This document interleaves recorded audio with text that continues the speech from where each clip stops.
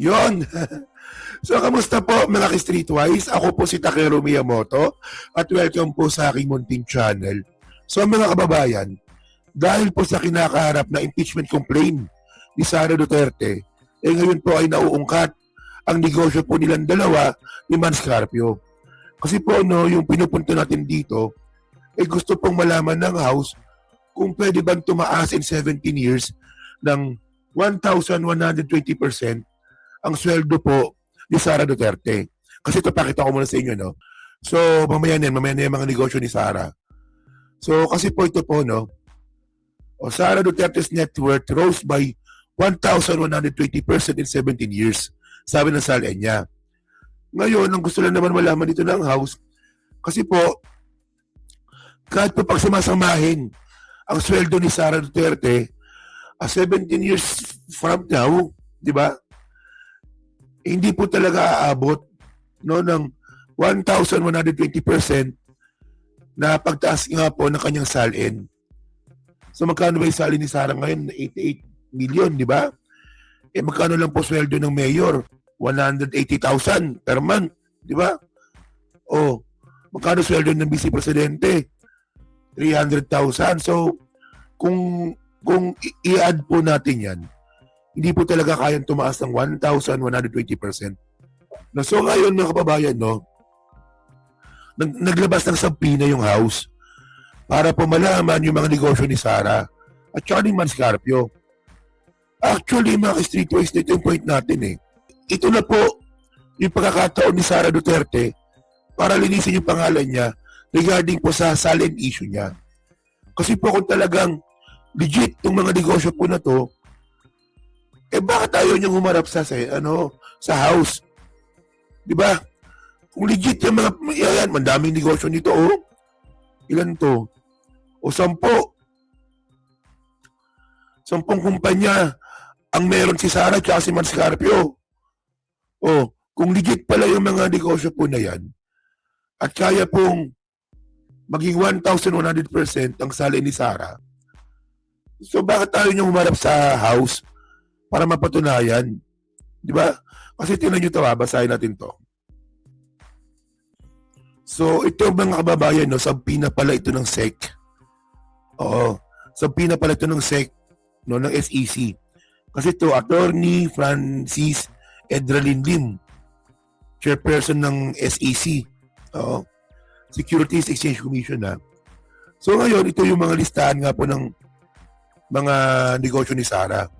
So, Metro City Chow Foods Corporation, formerly City Hall King Chow Food Corporation, for the years 2007 onwards.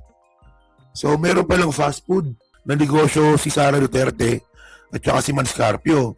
So, GenCorp Industries, Times Square Beef Food Corporation, and Great Jolly Times Food for the years 2021 onwards.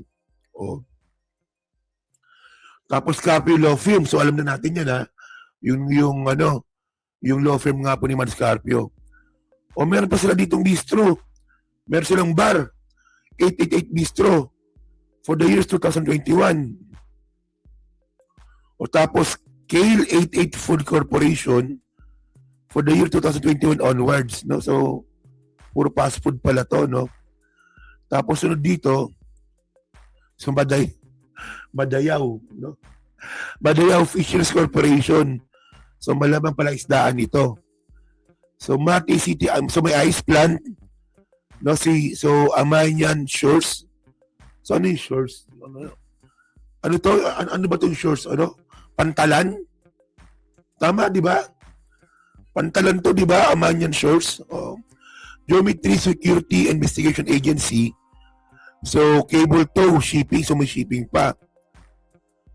So, ngayon na kababayan, no? So, actually, marami naman palang negosyo si Sara. So, ngayon kung kaya niya naman i-justify kung bakit tumaas ng 1,120% yung kanyang salin in 17 years, baka ito na isagot. Pero syempre, ang tanong natin dito, bakit ayaw niya pa rin humarap? Di ba? Kasi alam nyo, no, ganito yan eh. Alam naman po natin, no, na bukod nga po dito, eh, may anomalya pa rin po sa kaperahan itong si Sara Duterte. So, tandaan po natin, no, nung 2018 ata, pakita ko sa inyo. Ito, atinan nyo ito So, okay. So, noong 2018 ata ito, no? Oh. So, DPWH leaks, BP Sara, may 1 billion insertion. So, anong kinalaman nito sa negosyo ni Sara? Hindi, pero hindi lang yan. O nga pala, meron pa pala nito. So, nung mayor si Sara, mga kababayan, COA reports Davao City had over 2.6 billion confidential funds during Sara Duterte's mayoral term. Okay? So, anong gusto ko sabihin dito, mga ka-streetways, no? Itong mga confidential fund po na umabot po ng 2.6 billion at saka insertion po ni Sara na 1 billion. So, malay ba natin kung may kickback dyan? At syempre, pinag-usapan natin dito, kung ito total natin, 3 billion yan. 3 billion mahigit na pera yan.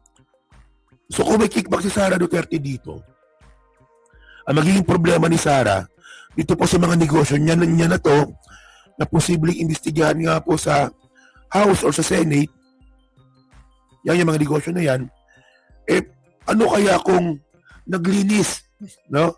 Naglinis lang ng pera si Sara.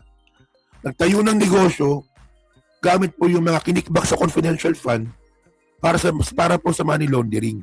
Posible yun Hindi ko sinasabing gano'n na nangyayari kasi ang gusto natin malaman dito, bakit ayaw pumunta ni Sara Duterte dyan po sa investigasyon sa House Committee on Justice sa kanyang impeachment complaint. Di ba ito yung hinihingi nila last year, due process, yung may karapatan na makapagpahayag, no, or ipagtanggol ang sarili, no, sa Committee on Justice. Ito yung hinihingi nila dati So ngayon, ang isipin ngayon natin dito, no, kung itong mga negosyo ni Sara, no, marami to, di ba? May pantalan, may palaisdaan, may fast food, madami, di ba? May law firm. Kung yan po ay legit na negosyo, mga kababayan, haharapin ko yan. Kasi, di ba, ako negosyante din naman ako, di ba? Na, puta, ang ginagawa nyo, binababoy ninyo yung negosyo ko, Pagtatanggol ko yan. Negosyo ko yan, Ganun dapat yung mindset ni Sara. Kasi negosyante siya. Negosyo ko yan, binababoy ninyo, ipagtatanggol ko yan. Yun nga lang, kung hindi po siya haharap sa Committee on Justice, ang isipin ngayon natin dito, baka yung mga kumpanya na yan, nagamit lang para maglinis ng pera. Doon po sa kanya mga nakickback, no, na magkano ulit? 1 billion. No, saan yan? Yan, 1 billion na insertion at saka 2.6 billion na confidential fund. Diba, may point, diba? Meron tayong punto dito kasi ulitin ko lang kung negosyante ka talaga, pag binababo yung negosyo mo, magagalit ka. Ipagtatanggol mo yan. Pero ang nakakapagtaka nga kay Sara, bakit hindi niya magawa ito? Actually, mga kababayan, malalaman naman natin yan Malalaman naman natin lahat yan. No, dito nga po, sa mangyayaring hearing sa Committee on Justice, kasi nga po, inimbitahan na nga po yung SEC. Regarding nga po dito sa mga negosyo, no, ni Sara Duterte at ni Mans Carpio. Bukod nga po sa SEC, inimbitahan din po yung BIR. Kung nagbabayad ba talaga ng tax itong mga negosyo ni Sara, no, kung tama ba yung mga bookkeeping, nandyan din po yan. So malalaman natin po lahat yan. Malapit na, 4 days na lang, April 14. Well, basta ako, excited na ako sa April 14 na yan. At sa mga susunod na hearing, di ba? So yun di ba, actually medyo nakakagulat So kasi meron palang negosyo na registered sa SEC si Sara Duterte. So magaling, di ba, bukod pala sa Vice President siya, may negosyo siya. Okay yun. Di ba silang dalawa ni Mans, meron silang negosyo. O di ba? So, okay pa ba sila ni Mans? Di ba parang hindi na natin nakikita, no, publicly na magkasama itong si Mans Carpio at si Sara. So, ano ba, hiwalay na ba yan? Nako, maraming chismis dyan tungkol kay Mans. Diyos ko, oo. Totoo lang. O, sa kanila natin pag-usapan yung chismis na yan. So, yun mga streetwise, no? So, kayo po, no? Ano masasabi nyo nga po dito sa mga negosyo na meron pala si Sara at si Mans, no, 10 kumpanya. O, di ba? So, kayo ba, nagtataka ba kayo kung bakit ayaw nila harapin itong issue nila sa SALN na konektado sa mga negosyo nila? Actually, hindi yan fishing expedition eh. Tulad na sinasabi ni Sara. Kasi konektado po itong mga sabpina po na to sa complaint laban sa kanya.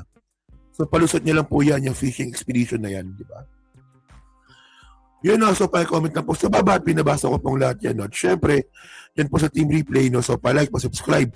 At kung di na makalabisan, pa-share na rin po ng content natin ngayon, no? So thank you mga ka-streetwise. Kita na lang ulit tayo sa susunod nating content. So thank you, salamat and bye-bye.